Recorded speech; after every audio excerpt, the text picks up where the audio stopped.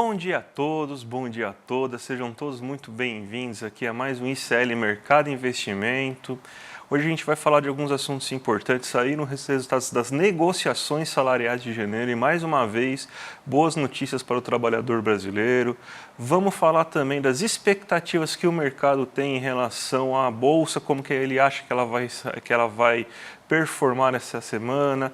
Vamos falar também da Ásia, do mundo, mas antes de tudo, vou chamar a Débora que está aí em casa, acidentada, né, Débora? Tudo bem? Bom dia, André. Bom dia a todas e todos que estão aí em casa nos assistindo. Eu também estou em casa, porque estou imobilizada aí por algum tempinho, mas está tudo bem, eu estou aqui. Quem sabe eu resolva questões logísticas para estar aí com vocês no estúdio durante a semana. Mas hoje, essa semana aí, né, uma segunda mais esvaziada, mas com uma semana que a gente tem aí indicadores importantes sendo esperados. Né? Então a gente tem uma agenda hoje um pouquinho mais vazia. A gente vai falar de construção civil, né? Como é que estão as expectativas para a construção civil, como é que ficou o índice da confiança aí divulgado pela FGV e uma série de outros assuntos aí que foram divulgados nessa segunda-feira. Mas é uma segunda mesmo mais vazia de indicadores dentro de uma semana aí bem completa de indicadores. Vamos então já puxar agora então a nossa agenda do dia, né, para o nosso telespectador saber o que ele tem que esperar aí durante o dia, o que vai acontecer de importante. Então puxa a agenda aí, Débora. Bom, a gente tem alguns dirigentes, né, tanto do Banco Central Europeu quanto do Banco da Inglaterra falando hoje, né? Então, a gente tem essa centralidade ainda nesses pronunciamentos para tentar achar alguma sinalização aí dos dirigentes de entidades, né, de bancos centrais na condução de política monetária. Então, isso também deve ganhar um peso um pouquinho maior, porque a agenda está vazia. Então, em dias que a gente não tem nenhum indicador importante aí sendo divulgado de forma global, esses pronunciamentos acabam ganhando um peso maior. É uma semana, né, que a gente tem aí indicadores importantes mais para o fim da semana, então nos outros dias a gente deve ter aí um pouquinho de ausência de condutores. Aqui no Brasil a gente tem a sondagem da construção civil, que a gente vai passar com vocês, porque a gente teve aí um momento bom para a construção civil nesse mês agora. A gente tem novas obras e vendas de moradias novas sendo divulgadas ali nos Estados Unidos, então esse é um indicador que mostra ali ritmo de atividade econômica por meio do mercado imobiliário, então deve ser algo que deve ficar no radar, também ganhar um peso um pouco maior, porque a gente não tem outros indicadores, né? Normalmente é um indicador que fica em segundo plano, mas hoje a gente não tem realmente muitos indicadores aí na agenda. A gente tem a Christine Lagarde falando aí às 13 horas, então 1 hora da tarde ela vai falar ali, participar de um debate sobre o relatório anual de 2022 do Banco Central Europeu no parlamento, então a gente tem aí também esse ponto quase em destaque, né, num dia bem esvaziado, a Christine Lagarde está praticamente como destaque do dia, e a gente tem a balança comercial semanal aí, já conhecida às segundas-feiras, né? O relatório Focus, que é tradicionalmente também divulgado às segundas-feiras, foi postergado para terça novamente. Então hoje saem só os dados aí de balança comercial às 15 horas. Ótimo, vamos então agora para o nosso giro pelo mundo, né? Já vamos colocar a nossa notícia aqui no site, aquela que a gente sempre indica, para vocês ficarem atentos, para já saber o que pode acontecer, o que influenciou os mercados agora nessa manhã, principalmente a Ásia, né? Mas vamos começar a falar da Ásia então, Débora. Então, o que você teve? Japão tendo voltando de feriado, a gente teve também a China com alguns bons resultados. Então, fala para a gente aí como que fechou o mercado asiático. Olha, o mercado asiático fechou daquele jeito misto, né? Que a gente fala, sem direção única e sem uma direção definida, porque os indicadores por lá, os índices por lá reagiram a coisas diferentes, vamos pensar assim. O Japão ficou fechado na sexta-feira, né? Foi feriado no Japão, então a gente não teve negociação na sexta, então ele não pegou aquele otimismo, né, da Ásia, que todas as bolsas fecharam ali em alta, justamente porque ele estava fechado. Então, ele não pegou aquele boom das ações de tecnologia que a gente viu acontecer na sexta, que levou aí todas as bolsas para o terreno positivo. Ele trouxe esse resultado hoje. Então, o Nikkei 225 subiu, renovou suas máximas históricas, mas aqui com um movimento mais represado da sexta-feira. Né? Então, é um movimento bem aí local de Japão, justamente aí pegando um otimismo atrasado. O Xangai Composto, que vocês estão vendo aí na tela, caiu 0,93% hoje. E o Xangai Composto é interessante a gente olhar porque ele vinha em alta de 8 sessões seguidas. O Xangai Composto, a gente passou uma semana aí de muitos estímulos sendo divulgados na Ásia, tanto para o mercado financeiro como para o setor imobiliário e também ali com os cortes de juros. Então foi uma semana bem repleta, semana passada, de novos estímulos sendo divulgados ali na China na volta do Ano Novo Lunar Chinês. E aí a gente viu o Xangai Composto subindo 8 sessões consecutivas. Então já era de se esperar que o Xangai Composto fosse ter ali uma realização de ganhos, que foi o que aconteceu hoje. Então ele, depois de subir 8 dias seguidos, o mercado olhou para o Xangai Composto e falou: está na hora de vender alguns ativos para tentar realizar lucro. Foi o que aconteceu. Venderam os ativos, o Xangai recuou hoje, mas muito aí marcado por essa realização de ganhos. Então a gente não teve aí realmente uma direção definida. Cada bolsa acabou reagindo aí a movimentos mais locais, né, a fatores locais aí, individuais de cada um. Mas os principais movimentos, tanto na alta quanto na queda, hoje foram esses. Vamos agora então já voltar aqui para o Brasil, né? Porque a gente teve algumas divulgações importantes. Uma delas é das negociações salariais, né? Esse índice que o Diese sempre puxa, mostrando que a gente teve um sucesso, né, de mais de 83% no mês de janeiro nas negociações salariais. O que isso significa? Que mais de 83% das campanhas salariais de janeiro resultaram em reajustes acima da inflação. Isso daí significa que os trabalhadores que tiveram seu salário ajustado conseguiram um salário acima da inflação, ou seja, ganho real de salário. A gente tem até um gráfico para mostrar aqui para vocês agora, mostrando como que foi esse mês aí de janeiro para os trabalhadores. Então, todo mundo que foi lá e negociou aí com o patrão, a gente tem que 83,2% dessas pessoas tiveram reajustes acima da inflação como resultado dessas negociações, 13,4% tiveram reajuste igual à inflação, ou seja, 96,6% das pessoas não tiveram perda de renda, pelo menos conseguiram reajustar seu salário igual à inflação, e só 3,4% dos reajustes vieram abaixo da inflação.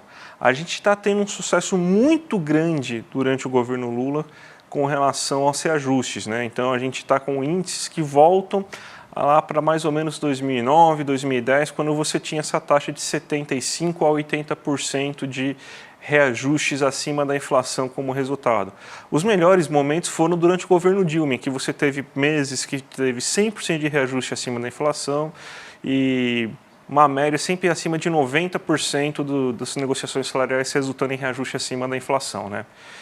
Não chegamos nesse momento, mas estamos em um momento muito bom. O desemprego baixo ajuda com que as pessoas consigam melhor poder de barganha nessas negociações. A inflação mais contida também ajuda, porque o custo da empresa repassar um reajuste acima da inflação é bem menor do que quando você estava com a inflação a 10%. Então você tem uma situação muito boa para os trabalhadores conseguirem negociar os seus reajustes salariais. Isso aí é uma das marcas do governo Lula, pelo menos nesse começo. O mercado de trabalho aquecido, o salário mínimo aumentando agora também fez puxar, né? Porque imagine que em alguns casos nem precisou de negociação, né? Automaticamente já subiu o salário da pessoa porque ela ganhava o salário mínimo, né?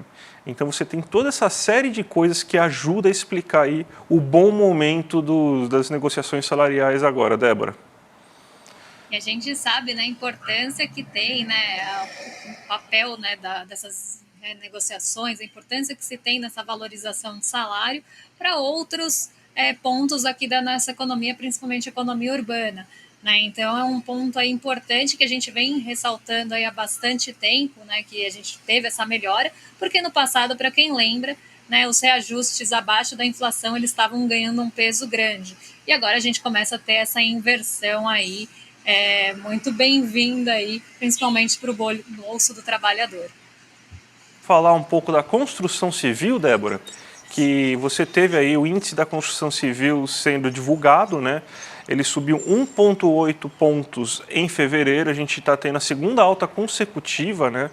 O segundo ou terceiro agora me fugiu, desculpa aí a audiência em relação a isso, né? Então isso aí é um bom sinal porque a indústria está confiante, isso aí significa que a gente já está tendo um boom imobiliário, quem mora em São Paulo está conseguindo ver bem esse boom imobiliário, ele deve persistir porque a indústria da construção civil está bem confiante de que vai conseguir construir e vender aquilo que está sendo construído, né, Débora? Exatamente, né? Até aqui estou em casa hoje, qualquer ruído que vocês ouvirem aí no fundo são as construções, porque aqui em torno da minha casa tem um monte. Mas é justamente isso, né? A gente tem aí uma avaliação boa do setor de construção civil, tanto em relação à nossa situação atual, né, em todos os pontos, né, tanto o índice de confiança cheio ali, né, o índice em si, como a situação atual e o índice de expectativas que compõem essa confiança, eles tiveram uma melhora em relação ao mês passado, tiveram uma melhora em relação ao ano passado, então se a gente considera em relação a fevereiro do ano passado, e a gente chegou a um patamar ali que a gente não via desde outubro de 2022. Então o setor de construção ele está bastante confiante aí que ele vai conseguir realmente ter novas construções, realmente vender também, porque isso é importante. Então ele está confiante tanto no momento da nossa economia, mas eu acho que o que é o mais interessante aí que a pesquisa mostra para a gente é que ele está bem confiante em relação às suas expectativas para o futuro. Então o setor de construção está olhando aí para o futuro com bons olhos, então está vendo aí um futuro melhor para o Brasil do que estava vendo no começo do ano passado e que não se via aí desde fim de 2022. E é importante a gente pensar na questão da construção civil justamente porque ela é um daqueles setores que a gente chama de caminhão, né? Ela leva muitos outros setores a reboque, né? Porque é um setor altamente com uma empregabilidade muito alta, as rendas não são tão baixas assim para os trabalhadores, então você tem até rendas consideráveis aí para os trabalhadores, mesmo para os trabalhadores menos qualificados. Isso aí tem uma capacidade enorme de você conseguir girar a economia a partir desse setor, né? Então, acho muito importante que a gente tenha aí, nesse momento, o setor da construção civil aquecido, pode ajudar, principalmente a questão da economia urbana, a ter um bom resultado aí para 2024, né? Vamos falar então da expectativa do mercado, porque a Débora sempre prepara esse gráfico, né? O mercado não quis saber ainda de PIB, de inflação, porque o relatório Focus, aí Deus sabe quando vai sair, né? Agora está essa confusão toda aí com o pessoal do Banco Central querendo reajuste, daí fazendo essas operações tartarugas, mas pelo menos a gente sabe o que o mercado está esperando aí para a Bolsa, né, Débora?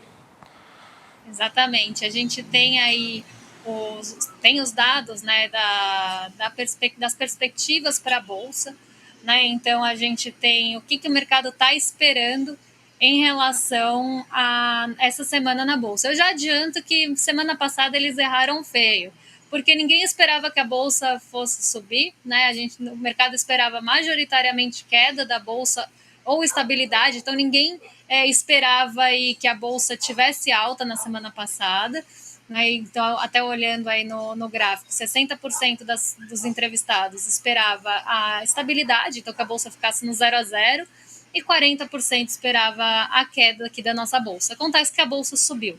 Né? Subiu na semana passada, ficou no terreno positivo, teve alta de 0,54 aqui, muito puxada aí por estímulos da China, que trouxeram boas perspectivas para os países emergentes, exportadores de commodities, e também a gente teve um otimismo generalizado vindo de Nova York no fim da semana, depois que a Nvidia soltou os resultados, foram resultados muito acima da expectativa, com uma expectativa para o futuro também boa. Isso acabou trazendo um otimismo generalizado em Nova York, que acabou rebatendo aqui no Brasil. Né? Então a gente tinha um cenário até desafiador para ter alta sim, porque a gente vê, né, o rendimento das treasuries acelerando e cada vez mais o mercado postergando os cortes de juros nos Estados Unidos para junho. Então era um cenário desafiador.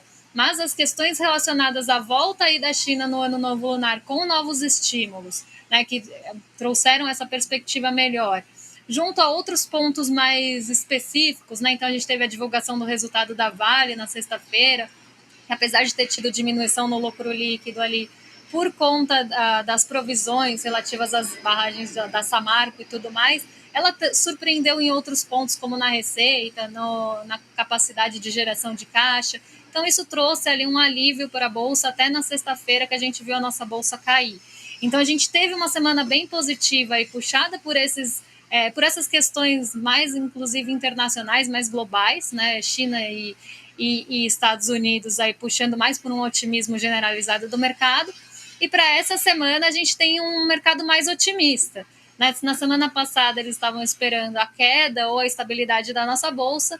Agora, nessa semana, a expectativa é de alta. Então, o mercado, de uma forma geral, aí espera que a bolsa vai subir nessa semana que termina no dia 1º de março. Então, a gente tem aí 71,43% dos entrevistados esperando alta na bolsa, 28,57% dos entrevistados esperam estabilidade, então que a bolsa vai ficar no 0 a 0, e ninguém, espera a queda, que a bolsa vai cair, ninguém espera que a bolsa vai ficar no 0 a 0. Então, ou a bolsa sobe ou a bolsa cai, mas com maior expectativa e probabilidade de alta nessa semana.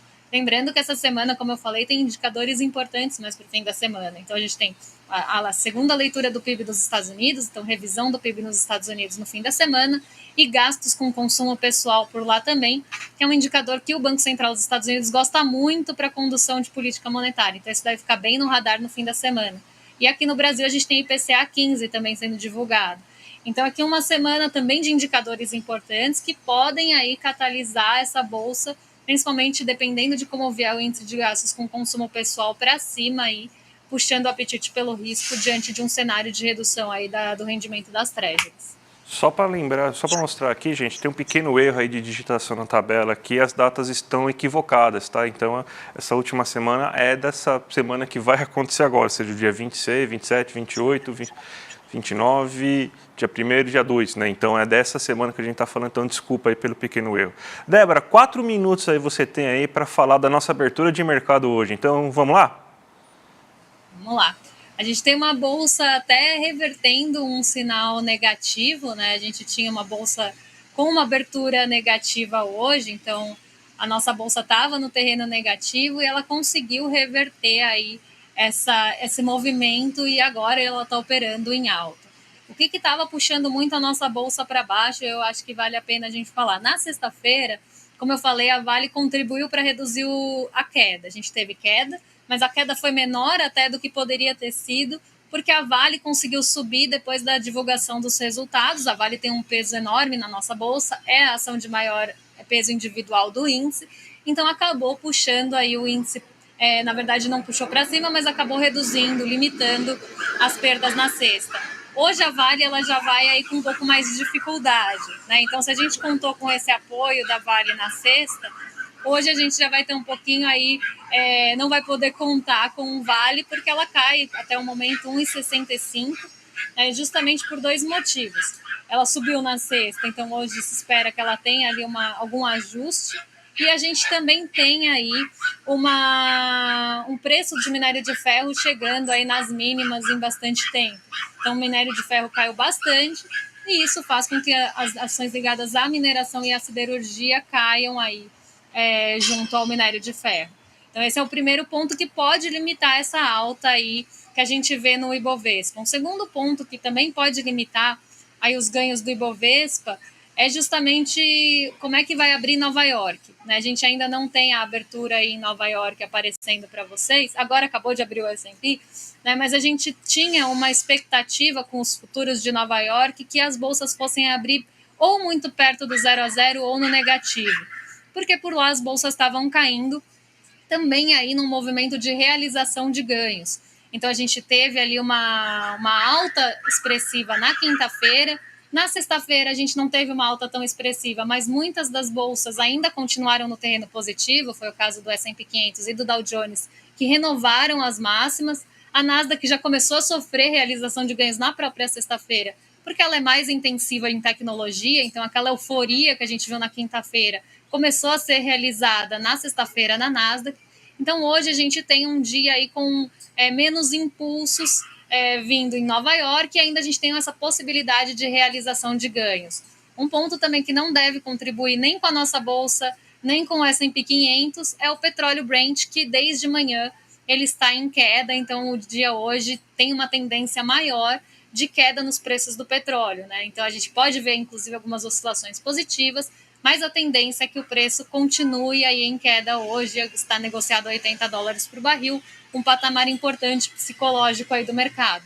Então a gente não tem nem impulso de minério de ferro hoje e nem impulso vindo aí de petróleo. Então deve ser um dia mais difícil para as ações ligadas às commodities. Por outro lado, a gente também tem uma ausência de indicadores hoje, uma agenda bem esvaziada, que pode permitir ali alguns ajustes, se a gente não tiver, né, o movimento das treasuries, por exemplo, nenhuma indicação, não tem nenhum dirigente ali falando hoje, não tem nenhum dado que possa trazer ali apoio para as treasuries voltarem a subir. Isso pode ser um ponto de alívio aí. Se a gente tiver queda no rendimento dos títulos de dívida dos Estados Unidos, isso deve fazer com que o movimento aí fique um pouco mais positivo entre as bolsas no geral. O Xangai Composto já falamos pela manhã, e hoje o dólar ele cai 0,33% e ele está sofrendo também um movimento de correção, um movimento de realização, porque o dólar ficou muito perto de R$5 na sexta-feira. Esse é um patamar importante psicológico do mercado, né, que quando chega a 5 está na hora aí de realizar ganhos, então a gente vê as pessoas vendendo também dólar e realizando seus ganhos, e isso faz com que o dólar caia. Mas ainda está negociado a R$ 4,98, muito próximo aí desse patamar de R$5. Então hoje é um dia realmente de poucos catalisadores, poucos condutores de uma forma geral no mundo, né? Então a gente deve ter realmente aí movimentos mais específicos, mais locais, né? E a gente pode inclusive ter uma volta aí das ações mais ligadas à nossa economia doméstica, justamente porque pode ser um dia de alívio, tanto nas treasuries quanto aqui nos nossos juros futuros. Então, a gente deve ver um arrefecimento disso, que pode proporcionar algum fôlego para a nossa bolsa. Mas da parte de commodities, aí já é mais complicado, já deve ser um dia mais negativo. Ótimo, Débora. Antes dos recados finais que eu vou dar aqui, eu já vou pedir para você se despedir, então. A palavra é sua, Débora. Bom, quero agradecer a todos que ficaram aqui. Amanhã estamos de volta e amanhã espero estar com vocês aí no estúdio. Vamos ver se tudo der certo. Um beijão.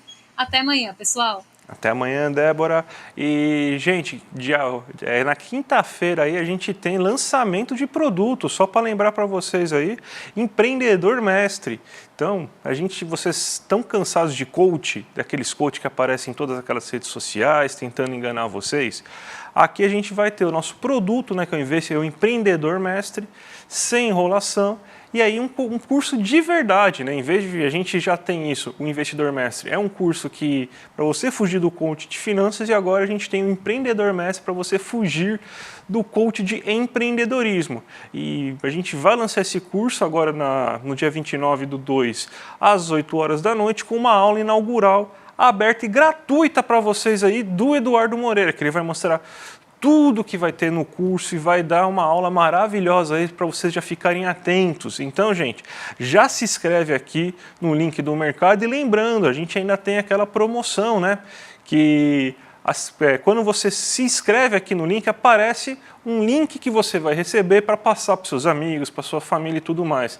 Aquela pessoa que conseguir repassar mais esses links e chamar mais gente para a aula, vai ter as bolsas. Vão ser 30 bolsas, se eu não me engano, até o Eduardo mudou isso, 50 bolsas, se eu não me engano, agora, né? Então, aumentou o número de bolsas. Então, gente, fica tranquilo. Acabaram de confirmar que é 50 bolsas. Então, gente, vá lá, se inscreve, pega o link, passa para todo mundo. Quem sabe você não ganha uma bolsa também. Vale muito a pena, gente. Eu queria, então, agradecer a presença de todo mundo hoje. Agora a gente vai passar para os nossos vizinhos do Rolê ICL, né? A programação. E a gente volta amanhã, às 11 horas da manhã. Tá certo, gente? Um grande abraço e até mais. Que beleza! Combinado, então. A turma vai, adorar a notícia. Obrigado, hein? Vamos com tudo. Abraço. Notícia boa, galera! Faz tempo que você não ouve alguém falar em telefone fixo, né? Mas eu uso ainda. E agora acabou de vir uma notícia incrível. Mais um professor, um dos melhores do Brasil, confirmados no grupo que vai dar esse programa de formação Empreendedor Mestre. O maior, mais completo, mais científico e mais prático programa de empreendedorismo e negócio já feitos no Brasil. Um curso que, numa boa, em termos práticos, substitui um monte de MBA que as pessoas estão dando aí, cobrando 20, 30, 40 mil reais. A ideia é democratizar as ferramentas que as pessoas precisam para hackear o sistema e vencer os grandes.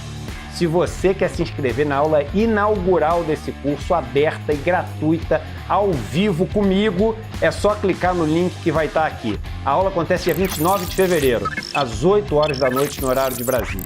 A gente se vê lá.